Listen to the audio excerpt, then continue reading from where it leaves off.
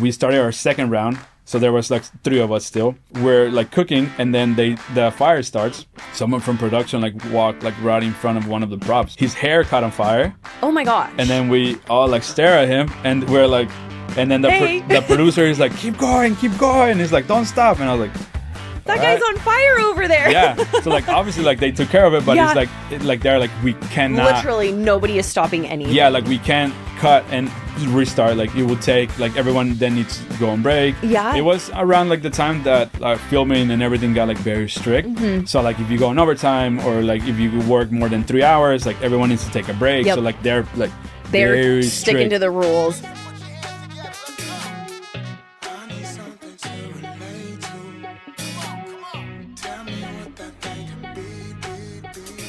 Hey y'all, welcome back to City Limitless, where we explore Mesa and beyond its city boundaries. I'm your host, Ashley, and I'm so excited. We have Roberto Centeno here, executive chef from Espiritu, and then also part business partners in the concepts down here on Main Street in downtown Mesa of Tacos, Chiwas, and Main Street Burgers. Welcome, how are you? Thank you. Thank you for having me. I'm very happy to be here, and I'm doing really good today. Good. I'm so excited because when I took over podcasting here at Visit Mesa, we were like, oh, we have a podcast, but we want to do some more with it. So I was checking it out. I listened to your story. I mean, such an inspiration. You're so youthful. We'll get into that in a little bit, but you have done so much in your life that like I feel like people do in a whole 80-year lifetime, right? Yeah. I mean, I think it's always like I always been like very, very passionate about what I do, and I really like the people that I work with. So just like taking on opportunities that come my way, it's always feel like really natural. So I feel that I'm still behind, you know. So I'm always just trying to like catch up, you know, and like kind of like keep the ball moving. But sure. Well, I want to take it back to the beginning, maybe not totally the beginning, but as far back as you can remember. And can you tell our audience a little bit about yourself? I want to know about your culinary inspiration and upbringing, and then that will bring us to a little bit present day. Yeah. So obviously I grew up in Arizona. I was born in Arizona, but I grew up in Mexico. So all of my family were Mexicans, you know. So we grew up with a very traditional up and coming, super big family. My mom has 12 siblings, so there are 13 total. My dad has 4. Oh my gosh. So very traditional on like the cooking aspect, you know. So like from an early age, I remember just for any celebration or any like gathering, like cooking was always like a very important part of what we were doing. And in Mexico, we call it a celebration of life. For if someone like passes, or if we're celebrating a birthday or whatever, like the food is always something very positive and very important, you know. So like from a young age, like I always those are like one of my main memories, you know, like my birthdays or Christmas or my parents' birthdays, like how much effort they would put into like food and cooking. Like I feel like that translates to me a lot, and that was one of my passions. So like from a young age, I always tried to like pursue that feeling, and it basically took me into this path of like being a chef. Sure. So I always had an idea of what I wanted to do, but I was never like too sure. You could say that I was a mess up when I was in high school and middle school. No. I just wasn't very focused, you know, like, but I love socializing and gathering and partying. And so like I put a lot of effort into that, but I feel like it was important for me to like also like develop like the social skills. And then I got a little bit more discipline into like cooking, and we'll break it down. But essentially like I took that route and it worked out pretty well. Sure. So from social outcast kind of mess up, no paths paved, to going to culinary school. Bring me up to speed on where that transition happened and why you took that direction. So I moved to high school in the United States when I was 15. So I basically did all my school in Mexico until I was a junior here in high school. Wow. And so I went to high school in Nogales in Arizona. And so when you go to school in Mexico, like you take 14 credits per year. Okay. I think here it's 8. Oh my gosh, you're gonna age me. I couldn't even tell you. I think you have 8 classes. So is it less? Oh, it's less. Okay, yeah. Wow. So over there you have like 14 credits. So when I moved here, like I essentially already had completed most of the credits that I needed it. So I needed to fill it up with like something else. And the extracurricular activities at high school were amazing. So you could be like in like dancing or cooking or sports, or like you could just do like a bunch of different things that we didn't have back in Mexico. So I always had some interest for cooking, and I saw they had a cooking class, just like intro to like cooking, and I was like, yeah, I'll give it a shot. So you basically do it 1 hour a day, and it was like super basic. You would do like a dish a day, or like on a week you will prepare to do like something, or super basic, but I really enjoyed it. And so I did that for my junior year, and I really enjoyed it. And then for my senior year, I had way more credits now. So like I was only required to take 2 classes. Oh my gosh. So I had just the requirements are you have to take English and math every year, and that's essentially it. Everything else you can fill it up.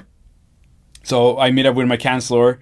I think still my junior year, and she told me like for the following year, you're pretty much done. So like you just need to take these 2 classes. You can either come to school and then leave after you're done with those 2, or you can fill it like with something else. And I was like, well, all of my friends were like a year younger than me. Okay. So I was like, I want to be with all of my friends for when we leave school, like stay all together. Like there's no point of like coming to school at 7 a.m. and then go home at 9:30 a.m. I was like, there's really like no point in it. Sure. So they offered me to take an advanced culinary class, which was like 2 periods. And then within that, like they also offered me to work at the school cafeteria. Oh, wow. Yeah. So I was like, sounded pretty interesting, and they actually pay for it. Oh my gosh. So I was making a little bit of extra money, and I was like, yeah, like I was basically working second, third, fourth period recess, and then fit. Oh my gosh. So like I was actually working like a decent amount of hours a day. So like 20 or some hours a week. For a high school kid. For a high school kid, yes. And so like in that way, like I got a little bit of experience as just like imagine like if you work like at a hotel or like a hospital, like just everything needed to be like super clean, very sanitized. They follow like all the protocols and all the rules like by the book. Like everything was dated, everything was super clean, because it was obviously like a schools district, so they were very strict. So I really enjoyed that. And then I was getting closer to my graduation date. And then my dad and my family, they always been like super supportive of whatever I wanted to do. Oh my gosh. But my dad told me, like I was still a mess up at that time. Like I was still like going out and partying a lot. And my dad told me, he's like, hey dude, like you're about to graduate in like a month and a half, 2 months or something like that. And he's like, you don't need to like do the traditional college and like do all of those things, but like you need to do something, because like I'm not gonna have you just like stay at the house and like just basically do nothing, you know. And can't live here for free. Yeah. And so for me, like the easier route was just to keep like culinary school. I had a cousin that was going to culinary school in Scottsdale already, and then my sister was in Phoenix, so like it seemed like pretty normal to just transfer into that. So like I started looking into it, and then my sister helped me out, and so I got enrolled for Le Cordon Bleu in Scottsdale. Oh wow. Which was a really good school. I learned a lot, but it was French trained, so you get a little bit of international cuisine, but you also get but French is like the staple. Yeah. So very technical. You needed to be very disciplined. Press uniform every morning, super clean. Like if it wasn't clean, like they'll send you back. Really? Yeah. So like consequences. Yeah. Wow. And like obviously like that's all I had going on. So like I was like very invested, you know. And as soon as I started school, I also got a job. Okay. And so like my schedule was like very tight. So I went from like having a bunch of free time and just kind of like roaming around and partying to like extremely busy schedule and like school work, like pretty much like every day. And just had to like change like my life like completely, like pretty fast. Yeah, but for the better. Now, absolutely, yes. After Le Cordon Bleu, tell me about like your first restaurant experience that you had post-graduation. Yeah, so my first restaurant experience was at a hotel up in Camelback Mountain called the Sanctuary Resort. Yeah. And the restaurant is called Elements. So very well-known restaurant in the valley, you know, like they've been relevant for a very long time. And when I was there, I was lucky enough to work with Chef Bob McMillan, which phenomenal guy, you know, like he's pretty well rounded. Everyone in the valley knows who he is. James Beard nominee, Iron Chef, like you name it, you know. And also like he's a Food Network star, so like we're lucky enough to like meet a lot of like really cool people at a very young age. And so the menu was always like evolving. We would change the menu 4 or 5 times a year, very seasonal. Every day we would do a new special, like a new like food special. So we were always working with like new purveyors and trying like new proteins, new vegetables, very seasonal. So I got a lot of exposure like very, very, very fast. And it was very difficult, you know, like really? it was, yes. What was surprising to you about it being difficult? I think one of the most important things at that time for me was language, you know, like, English is my second language, you know, so like not so much that I wouldn't understand, but there were a lot of like technical words that like you don't use on the day to day. And I got like exposed, like that was like a fine dining kitchen, you know, so like I got technically a hookup to get that job. Yeah. They said that I was more experienced than I was, and so they helped me get in there. Okay. And simple things like give me a ramekin or like do this cut or whatever. And so at the beginning it was very challenging because like I had to like still, you know, like trickle my way in and like stay there. Yeah. And I remember I used to work at at a bar within the restaurant, but it was the bar. Yeah. Super simple food like chicken wings, oysters. But it was a good way for me to like get in. And I remember like they overhired, so like they had like 3 cooks there and they only needed 2. And I'm pretty sure I was gonna be the one getting cut. And then the lady that they were planning on keeping, she quit. Like she stopped showing up. Oh, so like it was meant to be. I was meant to stay and there. You didn't have to play survival of the fittest. No. So I ended up staying there, and then I remember like I was still going to school in the morning and I was still there, but there was something that just like clicked. Like from one day to another, like something clicked, and I was like, okay, I get it. Yeah. Like it just started making sense.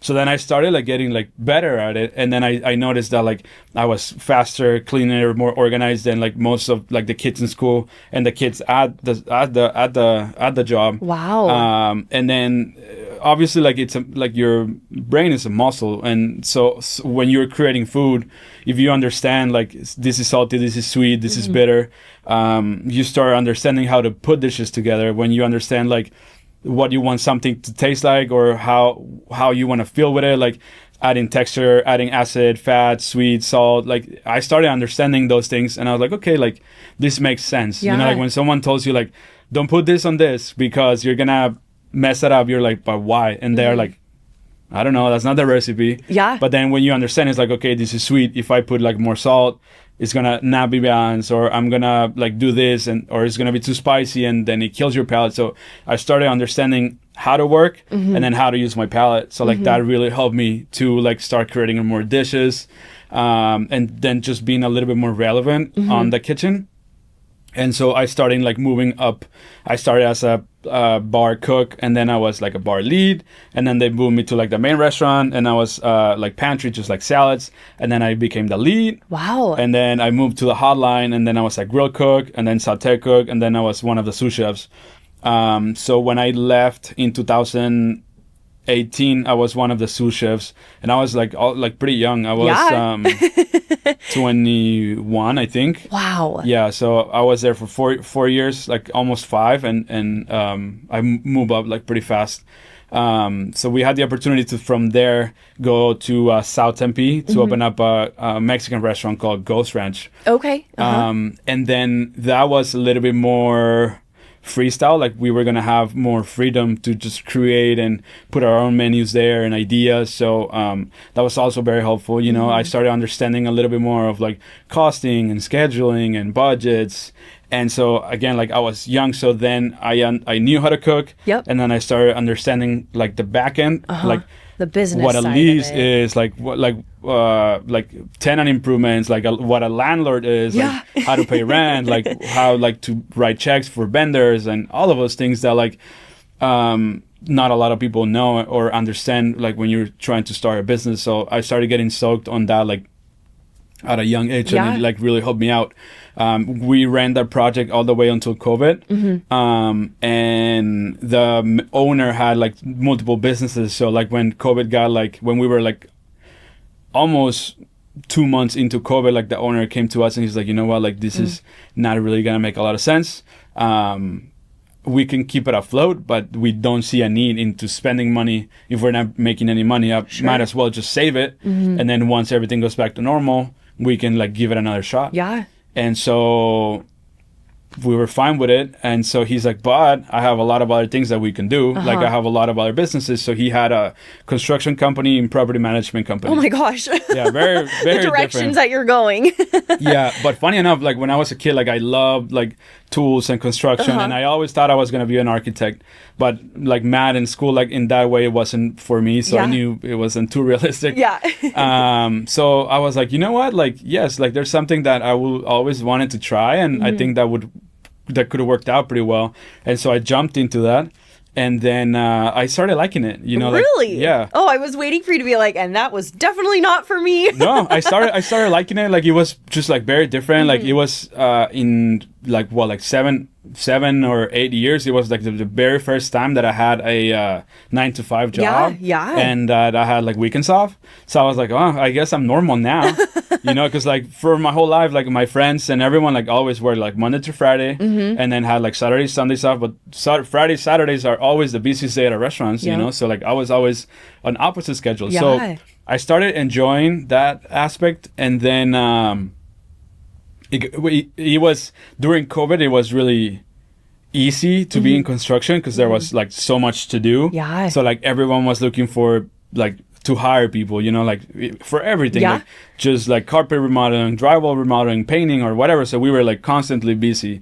And then once it started like normalizing, it got like very like cutthroat. And then it started showing that I had no experience. Oh, interesting. Yeah, interesting. because like I was a lead, and then I was in charge of basically like taking care of the crew, making sure like their hours made sense, and then I started doing like bids and stuff like that. But they needed more of like a project manager with like an architect background. Oh, okay. And obviously didn't have it. Like I was doing it for You're like but 2 months. Wait a second, I've got like food background, Yes. culinary.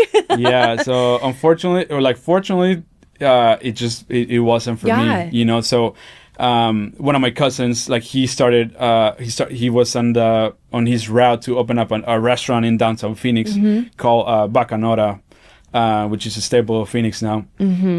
And Armando, my business partner, they partner up at that time, and they opened up the restaurant and they started getting busier, and so like they needed help. And so like my cousin and I worked together for a long time before that, and he's like, hey man, like I know you're busy, but like do you think you could help me out like 1 or 2 days a week just so I can get a little break and catch up and stuff? And I was like, absolutely.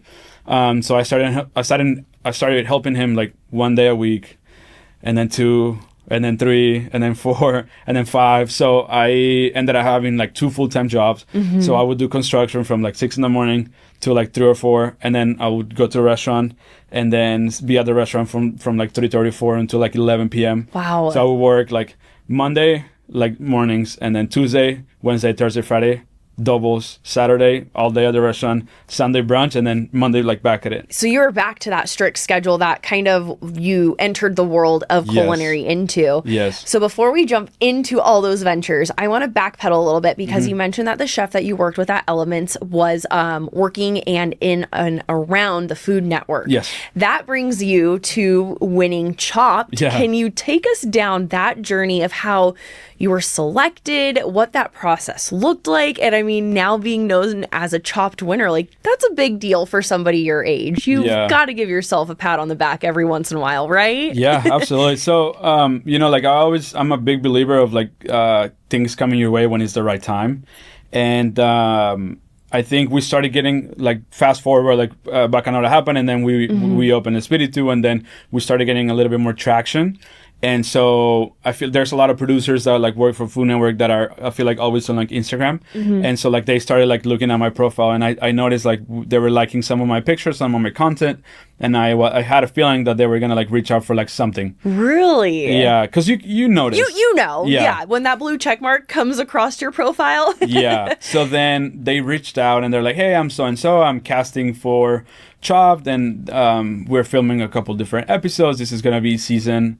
I always forget the number. I think it was like season 51. Oh my gosh. I want to say. Yeah. And they're like, this is how this is gonna work. Like, if you're interested, let us know. And I reply in like 2 seconds. Naturally. Yes. And I was like, absolutely. Like, I would love to like interview for it. And it's a long process. So like, Really? yeah. So there's a casting member. So like, they will basically just do a quick interview, just to see how you personality, like how you react when you like are on the phone, if you're like too shy or too quiet or whatever. And so if you do good on that one, then you go to a producer. And then if you do well on that one, you go to another producer, and then like they will basically select you until yes or no. So was there any kind of cooking involved in your interview process? No. Really? No. I was about to ask. I'm like, tell me the dish that you made that got you in. Well, they ask you a lot about food, obviously, but it's more about like your experience, like what you've done, where you work at, and then like obviously like they'll do a little bit of research on like the actual restaurant and recipes, and you don't apply, and then it's just like they throw you into whatever they have going on. Like when you apply, they're like, we're filming for. When I was doing it, there was a chocolate episode, okay. There was a taco episode, or a grilling episode. It's like, which one would you feel like more comfortable? Because they want you to do well. Yes, absolutely. So I was like, like I will do the grilling because that's like my main thing. Yeah. And it was really fun. Like it was like right after COVID, so like the protocol like was still like very strict. Okay. Chopped has always been filmed in New York, but during COVID it was filmed in Tennessee, in Knoxville. Really? Yeah. Oh, that was interesting. Yeah. So that's where the Food Network offices are. Okay. And how did you like being in Tennessee maybe compared to being in New York? I mean, have you gone to New York? I went to New York after that. Do you feel like you got the full experience? I think so. Okay. I think so. Like it was my first show. Like there was, it was just very fun. Like just very different. Yeah. Because we worked with Bo and he always had like Food Network people around. We were very used to second nature. Like like just like the cameras and like being on TV or like speaking in public or meeting producers or like stars or whatever. So like I wasn't like starstruck or anything like that. I really knew like what I needed to do. Yeah, you had a mindset. You knew that you needed to execute, and because life prepped you for that essentially. Yeah, like it's very fun, but it's like at the end of the day, it's a competition. Yeah, and it is a show, but again, it's a competition. So like in any other competition, you will prepare, you will study. Yeah. And I did. Like I was.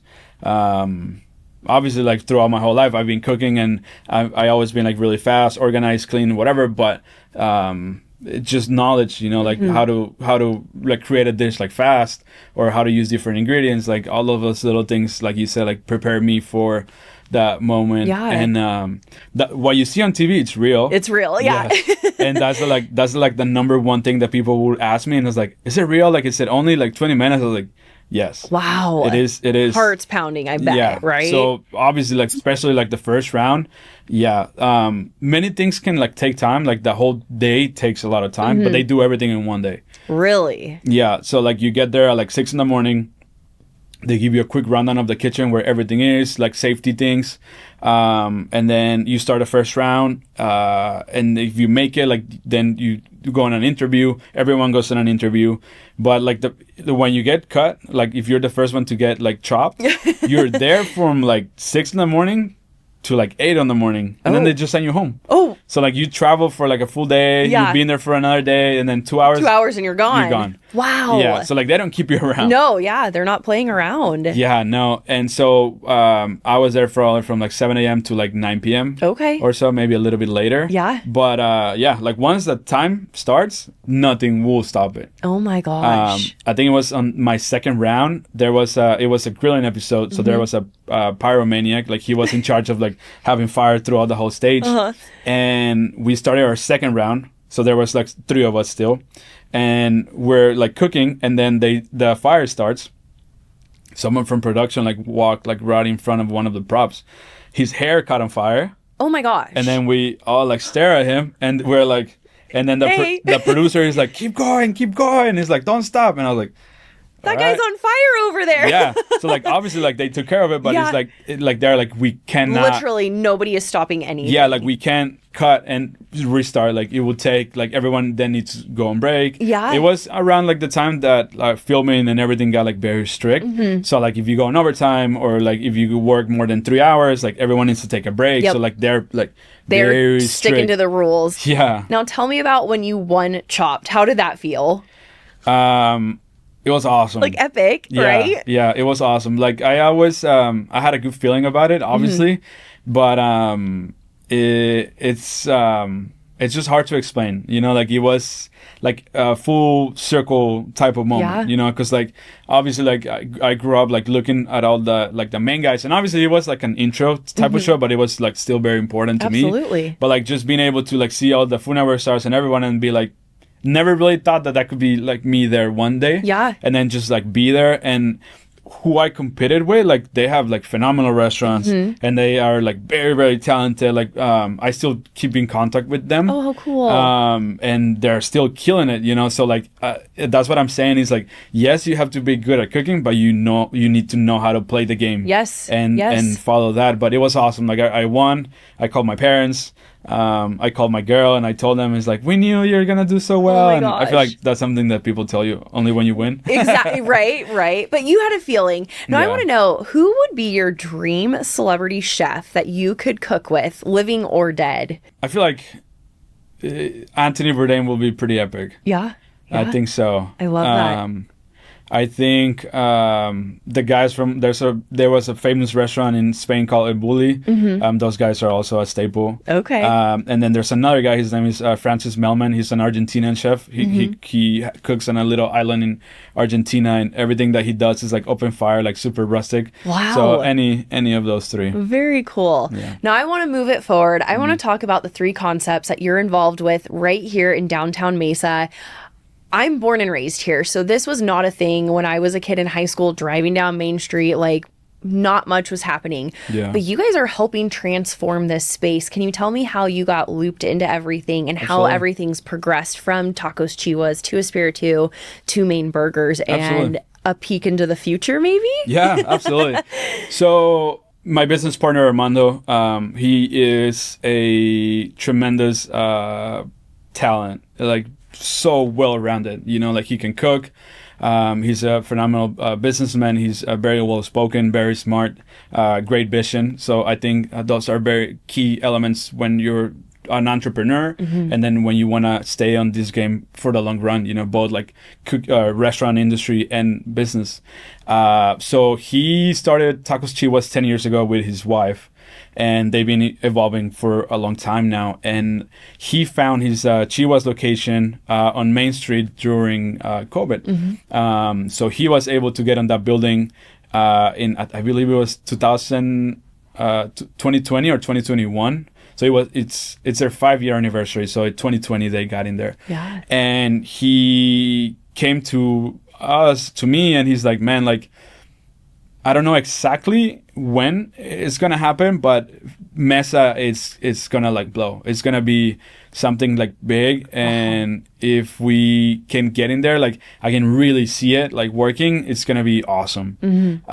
So he already seen the Espiritu building. We were coming back from a trip in San Francisco. And we went to a little bar over there that looked very similar to it. Okay. And obviously, like San Francisco, it's a capital of food, like phenomenal chefs all over town. We went to this like little speakeasy type of bar, and they had a tiny, tiny menu, but they were like very well known for their food. And he's like, man, like when we were there, he's like, there's a spot right next to my building in downtown Mesa that could not look exactly like this, but like concept wise be very similar. Like we would do like mezcales and agaves, because we're like both from the northern part of Mexico, so we use a lot of those spirits. Yep. And at the time we decided to just do like a very small food menu, just kind of like tapas and just like little apps. Yes. And he's like, I think we could really like make it work. So we came all together to check on the building, and we were like, yeah, I think we can make it work. Yeah. And he's a phenomenal craftsman. So like he's pretty good at like construction and remodeling and just like very, very efficient. That's one of the main things that I've learned from him, just to like work like very efficiently. So we took on that building, and then we basically like turned it in 5 weeks. Wow, that quick? Yeah. I mean, it's gorgeous inside. I absolutely love it. It's a vibe. It's not like anything you're really going to catch anywhere else but right here in downtown. Before we jump in a little bit more, where did you guys get the name for Espiritu? For Espiritu. So there's like the name in Spanish, Espiritu is spirit, so it translates into like the soul and also like the agave spirits. Yes, when you mentioned that, I was like, oh my gosh, I made the connection. That's where you guys got it from. How cool so like if you look at our logo, it's a martini glass, but if you flip it upside down, it's a little fish. Because we do a lot of seafood as well. Yeah. Now tell me about the menu. You were talking about how you started with the tapas and like drinks, but it's evolved a little bit more since then. Can you tell me about that? Absolutely. And what your hand has been in on that? Yeah. So when we opened up Espiritu, I was still like part-time from Bacanora in downtown and it wasn't really working. Like we were starting to get a little bit busier here, and like we didn't have a lot of attention because like I said, like it was supposed to be like a very small menu. And then I was like, you know what, I have to move here like full-time and like really like take this and like transform it into like something else. So as soon as I came over here full-time, we started developing like a larger menu. And so like we came with like some pretty cool ideas that are still on the menu, like the skirt steak, which we love like grilling, and we found like some really cool product from Arizona. So we really like wanted to highlight everything from Arizona. A lot of ceviches, like very like fresh, like seafood. I have a Japanese background, so like a lot of like tiraditos and a lot of like crudo style fish as well. And like the staple dishes started like coming little by little, and people will let you know like when something is really good, when something is not that good. So like we started like fine-tuning and like really like getting to like where we need it. And then the first year we got nominated for Eater's Best like 20 restaurants in America. So from there on, like we started doing a lot of like cookouts on the patio, and like that really attracted a lot of people because like you said, like downtown Mesa, like never really seen, wasn't popping too much, but it is. And I think when you guys cook outside too, and I'm just talking about walking down the street to and from work, going to coffee shops, when you smell that, you're instantly drawn. And then me, I'm like, man, I need to get lunch, but I'm like, oh, they're not open till 5. So even that was really fun to us, that like we were able to do that in a downtown. You know, just to like, obviously we had to get permits and everything, but to have our grill on the front and like cook and like entertain people, and then like just to have like people walking around. So we started like falling in love with like downtown Mesa and what it is like more and more, and we saw a lot more opportunities. We knew that we were a bar, but we wanted to be a restaurant as well. So we're like, we need to have a burger on the menu if we're going to be a bar. And so like we created the burger that we have on the menu right now, and then immediately #1 seller. And so like it was always like everyone's like favorite. So like we knew that a burger spot in Mesa at one point like would really like work out. And we had looked at a couple buildings, but they needed a lot of work. Like it wasn't really ideal, you know, for what we wanted it to do. And one night, like we were working on a couple different projects, and one night we were hanging out at Chupacabras, and we were drinking at the patio. I was with all my co-workers and with some other friends from downtown. And I look at the subway building and everything was off. Like I just love the subway building. All the lights were off, and I was like, what's happening over there? And then one of the guys told me, it's like, oh, like so and so bought it, but they still don't have a tenant. Like the literally just acquired it. Oh, interesting. And I was like, oh, interesting. And they're like, do you want it? And I was like, no, dude. Like we just had opened up another restaurant and we were trying to like figure it out. And I was like, no, man, like I don't think I have time right now. And he's like, what? You should just go look at it and see like what you guys could do. And I was like, all right, why not? And then I forgot about it. And so like the guy gave the landlords my phone number. Next morning, someone calls me and he's like, hey, like we're gonna be at the building at like like 10 a.m. And I was like, I'm sorry, like who is this? It's like, oh, like they told me that you were interested in like getting or like getting into our building. And I was like, oh, and I was like, yeah, oh, we'll see you guys over there. And so like we never say no to opportunities because you never know. You never know. And so I call Armando and I was like, hey man, We had a conversation like 2 months prior to this. He just had a baby. Oh my goodness. So he had a 6-year-old at that time, and then like a newborn. like a newborn, like a month, or maybe his wife was still pregnant at the time. I don't remember. Oh my gosh. And I called him. It's like he have a conversation with me. He's like, man, like I really like need to like focus on a couple of things that I'm working on, and like I don't want any more projects. Like I don't think I should like keep growing like this fast, because like it's very stressful. Yeah. And it's part of business, you know. Like you have times where like you're overwhelmed and you're like, I don't want to do more. Like I'm good with what I have. And that lasted very short, obviously, because I told him, like, I called him next morning or that morning, and I was like, hey man, do you remember the stuff we're building? And he's like, yeah, like I drive by there every morning. He's like, well, it's vacant. And so I think like we could do something like pretty cool in there. And he's like, I don't know, man, like there's no kitchen, and like it's gonna be difficult to like really like turn into like something else. And I was like, let's just go look at it, because like we made the meeting, like these guys are like nice people, and like they're waiting for us, so let's just go see it. And then we walked in and we looked at it, and it's like, God damn it, like this is gonna happen. Here it goes. Yeah, like this is gonna happen. Like it made a lot of sense. You know, like we kept the same layout that the Subway have, just have like a queue line. And then there were some like mechanical things that we knew we needed to fix, but we called Mesa like right away. And that's one of the things that we love about Mesa. Like they are very helpful at like just even getting information. Like when you have a project, like you could get or talk to the city and be like, this is what I have on mind, like how realistic is it? So that's the very first thing we did the next day. We called a meeting with the city and some inspectors, and we were like, how realistic is it for us to like try to do this? And they're like, well, this is what you need. And they basically gave us a list. Gotcha. So like we started the process like immediately, and like even like the way they set up everything on a web page, like you have a checklist of the things that you need. Oh, that's nice. So it's no guessing. No guessing. So it's like, okay, like at least you know, like if I complete this, and then it tells you like who to go with, the phone numbers, like who is in charge of that department. So it was like, there you go. This is awesome. Yeah. Like obviously still a lot of work. Sure. But like the way that they expedite and help you like deal with those things, like made everything like very smooth. Yeah. So like we opened up the burger spot. Like that took a little bit longer.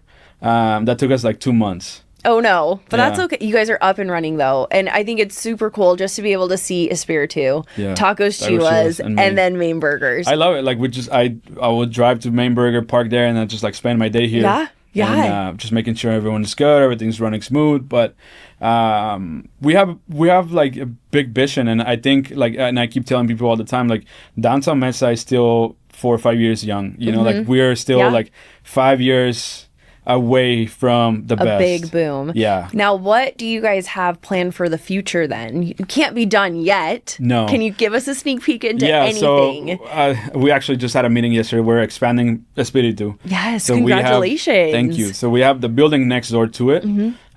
So we're now going to expand into that. So we're going to acquire like 45 seats. Oh my gosh, that's huge. Yeah. That is huge. The cool thing about it is like we always get requests to do like private parties, private events. So like now we are gonna have a full like banquet style service that can host 40-50 people to do like private events, but at the same time like still run the full restaurant. Sure. Because we always get in that dilemma, like if we like our parties were expensive, because if you want to party on a Friday you need to book like for the whole restaurant, you know. So like now we're gonna be able to do both. And our kitchen is expanding at the same time, so like that's gonna give us the space that we need to like prep cater accordingly for all of that. Absolutely. So there's gonna be like mods inside of the building and outside of the building. We got facade improvement from the city of Mesa again. Yes. So like they're removing the colonnade from the entrance, and we're gonna get a full facelift. Wow. We're gonna have some beautiful like accordion doors that open the whole restaurant. Our patio is gonna be like full remodel. Our grills are gonna be like out there. So like we're gonna be able to have like a little bit more light and do like brunch, lunch, a couple other things. Ooh, I'm excited to hear that. So we're gonna go from a 60-some seat restaurant to like 100, 120. That is huge. Congratulations. And when can restaurant goers expect that to be open? I think we should be able to expedite it to this year. It's gonna go in, in a couple. It's gonna go in a couple different stages. We should be able to do that first, and then the facelift is gonna go around December, January ish. Oh my gosh! So for a season, like we should be fully ready on both. Yeah. At this time, like you can see, like there's construction going all over Mesa, but Yeah. I think we're still part of that 5-year like growth plan. But totally. once we get there, it's gonna be amazing. Epic. Now, Roberto, I want to know what is in store for you personally. What does your next 10 years look like? I know that's a big question. Yeah, that is a big question. But I think the most important thing I've been learning is just balance. Like it's very easy to get excited and just try to like grow, but then when you grow like just fast, sometimes you go like this, as opposed to like this. So like one of the big things that I've been learning is that vertical integration is extremely important, and that's why like I'm coming back to like our restaurants and seeing what it's needed. So like I think I just want to like make sure like all of our businesses are like functioning to like 90 or 95% of capacity before like starting to go and run into like do like more projects. And like I said, like I really like downtown Mesa, so I think there's a lot of more growth here for us. So I want to keep being a big proponent of like downtown Mesa and just keep representing Arizona and putting Arizona on the map with what we do, but on the personal level, like give us some personal insight. I'm a pretty simple person, like I'm trying just to start a family like soon. I just got married this year. Oh my gosh, congratulations. Thank you. So like obviously that's very important to me, so I think we want to start a family and have kids probably like in 3 or 4 years. Sure. So like work as hard as possible now, yes. I have a little bit more time then. And no, just like stay relevant, stay focused, like be happy. I'm always happy with what we do. I love what I do, and that's a really difficult question because I have an idea. Change, I have an idea of how I want to feel, and I'm gonna get there. I always try to do that, but so many doors open. Sure. Like so many doors open, and then sometimes you're like doing things that you would never imagine. Yep. So just like short answer is just like grow in a smart way, take care of what we have, and just shoot for stay the healthy. Moon and there you go. Stay healthy, like keep moving. You know? Well, by the time this airs, you will then be 30. James Beard nominated chef. Multiple businesses in downtown Mesa with the future that is just open to anything and everything. I just kind of want to end on something fun. When you're not at any of your 3 concepts, can you tell me a couple of places that you enjoy to go eat at here in Mesa? Absolutely. And it could be anywhere. Yeah, no. So Asian food is something that I'm like extremely passionate about. So there's a lot of like little like gems in Mesa that do a phenomenal job. Obviously, like we're just down the street from the Asian district. Yes. So I go to Happy Bao a lot. We go to Thai Spice a lot. Ooh. I love our Thai restaurant over here on Main as well. Yes. Mike's Pizza, they do a phenomenal job. Goten Ram, they do a phenomenal job. It's just like we are always... You're surrounded by some good culinary options, so it's really hard to narrow down just a few. Yeah, so I feel like anything Asian in Mesa is for the most part like delicious. Like we have phenomenal like pho restaurants. I love all of those. We have phenomenal Korean barbecue. We love those. I want to say we have really good food, Mexican food as well. I agree. Yeah. I love eating at my restaurants too. Yeah. What's your, when people have to ask you what you would recommend at Espiritu, what is your go-to menu item? I would say the birria dumplings are always a fan favorite. Okay. Whatever seasonal ceviche we have is always killer. If you want steak, the ribeye steak that we have is phenomenal. Delicious. Yeah. So it's we work with a local farm. They're up in Prescott. It's called K4. It's a 7th-generation family. Wow. Their great grandpa, he invented it, milk cartons. Oh my gosh. Yeah. And that's who you're working with. Yes. So like they have like a decent amount of funds, but like everything that they do is like very like old school. Like they still like take care of all their animals, like riding horses, and it's like the Wild West. Like, but the beef is the best of the best. Yeah. So like that's what we have for skirt steak and ribeye. So if you want a good steak, like we don't have a lot of options, but what we have is phenomenal. And then the fried fish is always a fan favorite Yeah. as well. And we try to change our menu like very often. So like our appetizers are always like very like different and fun. So like those are always good options. Yeah. Well, Roberto, I am so excited for everything that you're doing and continue to do and transforming the downtown space. It's truly amazing. Thank you. I just want to thank you again so much for coming on, chatting with us today. And I cannot wait to see Espiritu expand and Of course. everything else that you got coming in the future. We'll have to invite you guys once it's all done. but- Yes, we could do like a live podcast or Yeah, something. that would be awesome. And do some food tasting or Yeah, it's going to look something. very cute. So Yeah, well, thank you again so much, and we will thank connect you. soon. Thank you so much for having me. Of course.